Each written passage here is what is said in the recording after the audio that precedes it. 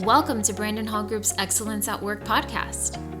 You will hear from industry leaders covering innovative, cutting-edge business, learning, and HR topics that weave current market research and technology into each episode.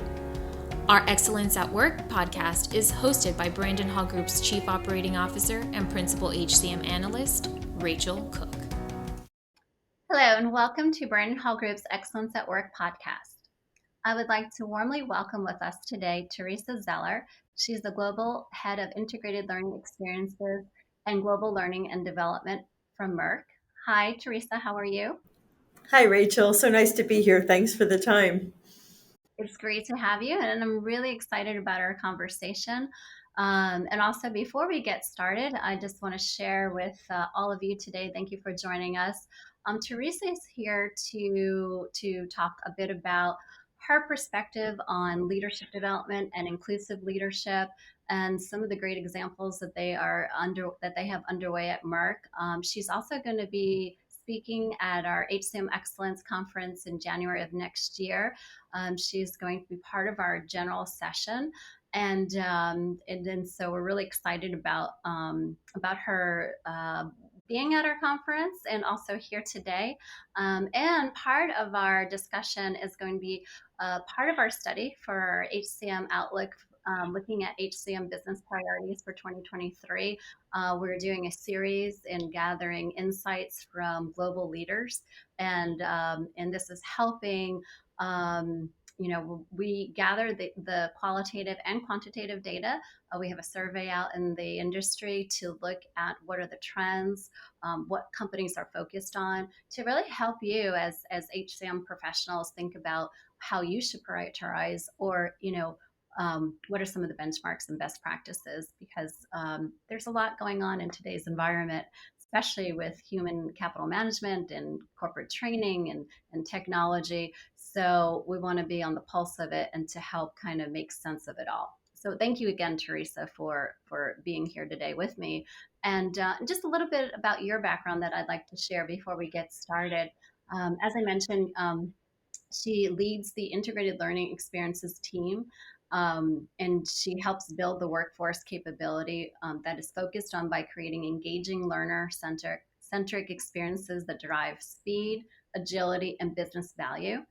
Theresa has transformed the learner experience to anticipate and provide growth and development through an employee's career life cycle for approximately 70,000 employees globally across the enterprise. That's quite an accomplishment. And talking about accomplishments, I forgot to mention, or I didn't forget to mention, but Merck received 16 Brandon Hall Group HCM Excellence Awards in 2022. 11 awards in 2021 and 5 in 2020. So as you can see, they're on a trajectory for great success and great accomplishments. Congratulations. Thanks. I really appreciate that, Rachel. So let's get started. Let's talk about Merck. Can you talk about the culture and what is it like being at Merck? Sure, happy to. So Merck, we're known as MSD outside of the US and Canada. We're a global healthcare company, and we offer healthcare solutions that really make a difference in the lives of people globally. That purpose and that intent is something that's deep in the heart of all of our employees. For more than 130 years, we've been inventing for life. So bringing forward medicines, vaccines for the world's most challenging diseases to save and improve lives.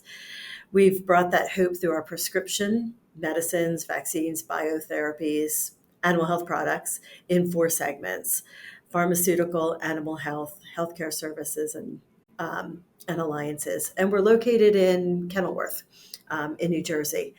So as you said, we have approximately 70,000 employees around the globe, operating in about 140 countries, which, as we have continued to grow, really creating a culture that exists and flows through 140 countries and around the globe has been something we've really focused on. There's a deep pride in the work that we do. And this year, we'll talk about a little bit later, but we're really looking at how do we not only appreciate, honor, and celebrate the success that we've had for 130 years as we've had a recent CEO transition. And the executive team's been looking forward to what does it really mean to win in the future as one team? What is it? What are the future? What does the future success of Merck look like? We're really looking at how do we continue to reinvigorate that culture in a post-pandemic, post-COVID, high technology, rapidly growing workplace. And that's a good segue into my next question for you. Why reimagine learning? And what is some of the current trends that you see with this? So we've been looking outside the organization, and we've continued to be on a journey to a high-performing learning organization. And thanks for sharing the growth that you've seen in our awards has been kind of showing that growth. And we've been on this trajectory for a while. But I think right now we're looking to not just continue the steady growth, but really look transformationally at how we can reimagine learning. And so we looked at some outside trends. We also looked at where the company's going and the company strategy. So some of the trends that we're seeing, first of all, we've just actually finished a study with our AMS partners. And we're doing that as we start to think about how to grow learning and development around the globe. And to really, that study really focused on the landscape of talent acquisition and retention in the organization.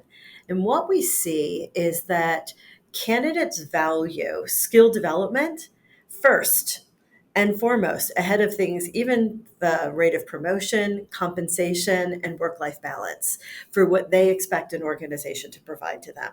Which means CEOs all over the globe are looking to their learning and development organizations to really produce the right skill development for their talent to make sure that they're growing and being able to develop in their career. As a result of that, we're also seeing, and I'm sure you are too, Rachel, the demand for learning and development professionals is doubled over the last 12 months as companies have really turned to learning and development as a huge lever in retaining talent. And so we're looking at, okay, so as we're in this world with high demand in learning and development, how do we bring the right talent to Merck, to our organization? We also looked at a couple of other trends. Number one, we're beginning to see a reduction in remote working since the start of the pandemic, but a hybrid working truly is establishing itself so that in the last 4 months of 2022, 1 in 4 people are really working in a hybrid environment, which is a very different talent proposition for leaders, for the organization in terms of how we create and build that culture when you do have a hybrid work environment. Another trend that we're seeing that sort of adds to that story is that according to our to ADP Research Institute's 2022 workforce report, 52% of the 32,000 respondents said they'd actually be willing to take a pay cut, up to as much as 11% to guarantee flexibility in a hybrid working environment. So while I think many of us thought, perhaps there's going to be a shift after we started coming back to work, there is a shift. We're not coming back to work exactly the same way we came back to work pre-pandemic, but really starting to look at very different ways of working. And then, of course, with the help of the pandemic, but also with the help of just digitization and technology advances as a whole, we're seeing that folks learn, interact, and work differently. And so all of those trends led us to, we really need to think and rethink, reimagine the way that we learn in the organization. So those were some of the outside trends that we're responding to. I'm glad you shared that data point about the what how people are responding to the flexible work environment and how important it is. We're also seeing that as part of our diversity or DEI research, that it is a competitive advantage or um, that is, I think instrumental in creating that inclusive environment and creating more opportunities for more people to be able to stay in the workplace, whether it's women that have families, And I don't just say children, and I mention this quite often, it's also aging parents too, that, we have to take care of at certain, points in our lives, some more so than others. So, that's a big factor in the workplace too. And then you have new generations coming into the workplace that are just trying to kind of get acclimated with this, you know, full-time career where, coming from directly, if they're coming from college or whatever trade school, it's not the same type of structure. So I think that's where sometimes younger generations or new generations, when they first get started, they may not always stay at that particular company, just because I don't think they're accustomed to kind of that style of structure, and it takes them a while to get acclimated. So, we have to do also what's best for the business. So it's a little bit of a balance, because you want people to be productive, but we're finding more and more as we interview other leaders and across all industries, that they're all struggling, depending on, the roles that they're recruiting for, is to get people to stay or to retain or to engage them. And so having these different approaches or flexible environments, that is that is an advantage, or a factor that contributes to engagement. It's interesting to me because it's sort of like it brings us into a whole new world where it's a true advantage from the standpoint of productivity, diversity, and inclusion from getting the best talent anywhere now in the globe. I mean, it really opens up the talent um, uh, boundaries. The challenge then is, wow, how do I get the same level of collaboration? How do I take these new employees and really help them feel part of this amazing legacy, this amazing company? How do I help them learn to navigate, which then becomes the challenge for learning and development and human capital practitioners, right? Sure, yeah. And so, we're always asking this question about, what do we focus on? What should you focus on that's going to matter the most, from a global talent and leadership perspective? Yeah, thanks for asking that. So, what matters the most right now with our new CEO and executive team, we've really refocused the organization's looking forward in terms of a strategic framework, where we've really looked at our purpose, our aspiration, four key priorities, six ways of working that we said, wow, that's really going to require us to fundamentally think about and transform the way we develop people, focused on and how we think about the capabilities that are going to be very important in the future. Certainly, there are capabilities that will always be important at Merck, and certainly there are values which will always remain the same. Our values, which include patients first, ethics and integrity, respect for people, and innovation and scientific excellence. So those remain the same, but the capabilities that we need to gear our folks up with fundamentally have to change. So some of what mattered the most, and I'm going to gear in on people leadership, because as we start to think about how do you build that culture for the future, how do you build capability, we fundamentally say at the heart of it, our people leaders are the ones that are the folks that are going to drive that engagement, going to drive that real focus on career development. So there's a couple ways we've started thinking about what matters most. Our global talent and leadership team, who are our partners in much of the work that we do in this space, introduced six ways of working, which will help us to start to think differently about what work looks like in the future. And they are: win as one team, focus on what matters, act with a sense of urgency, experiment and learn and adapt, embrace diversity and inclusion, and speak up and be open-minded. And with that, they've identified senior leader expectations, people leader expectations, and expectations for all individuals in the organization.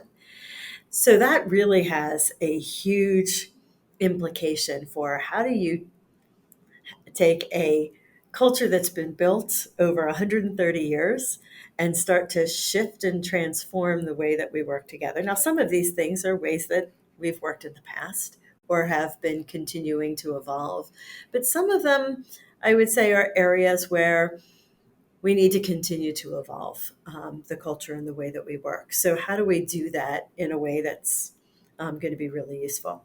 We've also introduced a talent growth framework. That's been important because it really does put the development conversation in the center between the leader and the employee. And we've had as I'm sure like many companies, a bit more formalized, programmatic approach to development plans, checking in certainly throughout the year, making sure that you're really focused on everyone's career growth. This actually shifts it to becoming an ongoing dialogue because we realize the speed at which folks are identifying new interests, new opportunities, ways of developing themselves. Can't wait for that next conversation that's scheduled on the calendar all the time, and they come up at any time. And so, how do we prepare our leaders to have that fluid dialogue and really pay attention to the way that folks grow? And so these all were key elements that really started having us think differently as a big part of Reimagine Learning. So in partnership with our talent colleagues, we've been looking at how do we as learning and development work together as well as we reimagine learning to continue to drive that skill development and make sure that the talent growth framework really takes hold in the organization. Isn't that interesting? If you probably recall maybe 8 years ago, or maybe 6 years ago, where the trend was, performance reviews were going to be eliminated, and everybody was trying to figure out what does that mean, and that wasn't really the case. It wasn't that they were going away. It was just a shift in how we are providing feedback and performance support and development, right? It was more about having that constant communication with your leaders and your employees, and vice versa. And it was being able to provide more continuous feedback throughout, so that they are not just waiting once or twice a year for whether or not they're doing a good job. And if there are gaps, you're not just waiting to the end of the year review and then, oh, we need a development program for you. When you see someone is struggling or you see someone that's doing well, you can either, help them advance sooner than later, or you can help kind of figure out where some of the gaps are to help improve their skills. And so I think that is much more appreciated from the employee and much more productive, right, for the employer. And so we're seeing that also in our research. And you mentioned that it's part of your framework. So that's really good to see that. Just kind of going back to how do why is it, and, how, that reimagine and how you develop your leaders. What is, can you mention a little bit about it? Can you kind of, provide a little bit more detail around what's important about it? Yeah, I'm happy to. I'm really excited about this. Is something that particularly my team has been working on behalf of global learning and development. And I'm excited. We have just launched a transformed employee learning experience across the enterprise and the globe. And so this was a way of thinking about learning so that it wasn't programmatic. It wasn't, I wonder what I could pull out of a catalog or pull out as learning experiences when I'm talking with you about development, but a way to really connect and tie to the talent growth framework. And it anticipates and provides growth and development throughout the employee's life cycle. So we identify 5 development areas in particular. So company and culture. So how do we really build the culture that we aspire to be? 2, career acceleration. How do we accelerate our career? Grow in role. How do we build transferable skills that, regardless of the role that I'm in, I can be building to look to how I can then be ready and anticipate a new role. We looked at in-role growth. So as you're in role, how do you continue to develop? How do you continue to grow capability and continue to move from literacy to fluency to mastery and some of the core elements of your role? Mandatory training, because as a highly regulated organization, we have a lot of mandatory training. How do we reimagine that in a way that helps to really get at compliance acumen and true sort of behavior change that doesn't feel like, oh my goodness, this, I take this every year. I know this stuff. How do we actually really work with that to make it more interesting, to really get at decisions that we make every day in the way that we work? And then importantly, to the conversation and the partnership with our global talent and leadership team, the fifth development area is leadership development. And what we've done is we've thought about those 5 development areas across 5 personas. We look at the developing employee, the functional technical employee, because they have different needs. We think about teams, particularly in some of our areas like culture, where we think about diversity, equity, inclusions. Teams are a big part of what it means to really grow our capabilities in diversity, equity, and inclusion, for example. We think about people leaders, and we think about organizational leaders. And what we do is we're aligning with our stakeholders across the organization to really hone in on the capabilities that'll be required for success in the future for each of these development areas. And then we're also putting underneath that, defining a technology ecosystem and looking at what that needs to look like to really ensure that we can deliver the employee experience in a way that's frictionless, engaging, innovative. So those are the key things that we're focused on as we move forward. Well, thanks for sharing. I think that's really helpful, kind of getting a sense of what is happening at Merck and how you are structured and how you are prioritizing around some of these key initiatives for success. I'm excited to be able to share this as part of our study because I think it's really helpful in kind of, sharing how you are approaching some of these very complex, um, you know, parts of developing your leaders and how you are leveraging technology. It sounds, the way you articulate it sounds really easy, but I know there's a lot of work and effort and tears that goes into really kind of defining your strategy and being able to execute on your strategy, and then also getting your champions around you and getting everybody on the same same like playing field. So that's also, there's a lot of politics too at times, I'm sure, but you've shown a lot of great success, and so again, thank you for sharing. And as we wrap up today, I think we always look at metrics and impact, and how do you measure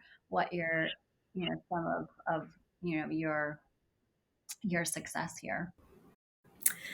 So we've had lots of areas that we have already implemented, and programs will continue to be an important part of our learning experience. So I'll particularly hone in on one of the award-winning programs that we had this year, and particularly in leader development.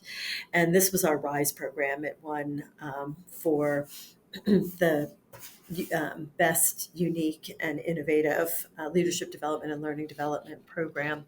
And you're going to hear more about this at the conference, so I won't dive deeply into it, but we really look at measuring our success in a few ways. Number one, so how did individuals who participated in the program feel in terms of the way they can um, how we've achieved the goals of the program. So, for example, goals of this program were to generate top 200 readiness of our organizational leaders, to improve innovation skills and mindsets, to build an enterprise mindset, and to really deliver tangible results against business challenges. Well, what we found when we have continued to interview our leaders who were in the program were 92% of them feel they better understand the future of healthcare. 87% feel like they can better practice innovation mindsets and behaviors. 92% felt more comfortable reaching out cross-divisionally to their colleagues across the globe. But we don't stop there because we always like to measure. So have we retained this talent post the program? And 97% we have retained. And that's even more exciting to us in a year of mass resignation, right? And in a lot of movement in the talent market. So we're super excited about that. We've seen 12% be promoted, 12% make lateral moves. And we've begun to see, based on the innovation challenge that we had in the program, we've also begun to see the business impact plus 50% in sales, plus 57% gap net income, plus 57% gap ESP from the quarter one 2021 to quarter one 2022. And we know there's a lot that goes into that impact, but we can trace some of the business challenges and innovations that have come as part of the program directly to those numbers. So we're super excited about that as how we continue to think about programs that drive our talent acceleration. And we're also looking at, for all of our programs and experiences, how do we measure the engagement? How do we measure the movement from literacy to fluency to mastery? How do we start to look at where people are more interested and build programs that meet them where they are in terms of their skills and capabilities so that we're delivering on business value? And those KPIs are always something that we have in the front of our mind. So those are some of, just a quick snapshot of some of the ways that we're looking to measure our success as we continue to roll out the employee learning experience. And we are rolling it out, if you will, development area by development area, so we can really focus on what's the experience we want folks to have, and then how do we go about measuring that.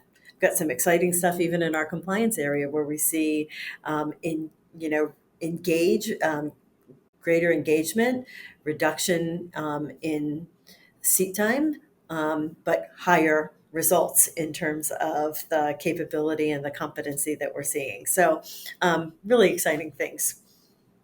It sounds like it. Great. Thank you again for sharing kind of what you're looking at, your KPIs and how you're measuring for success. And you have the secret sauce and you have all the elements there that you need to, if you look at our measurement framework and what we pull from research and best practices, you've mentioned you've checked every element that you need. So it's refreshing to hear that. And another exciting series that we're thinking about doing, because I think recognition is so important, and we're seeing more and more, as far as where companies are, and kind of getting, post pandemic, or just everything that's going around the world. It's nice to kind of take a step back and to recognize. And so we may be doing a series of rising leaders or rising stars.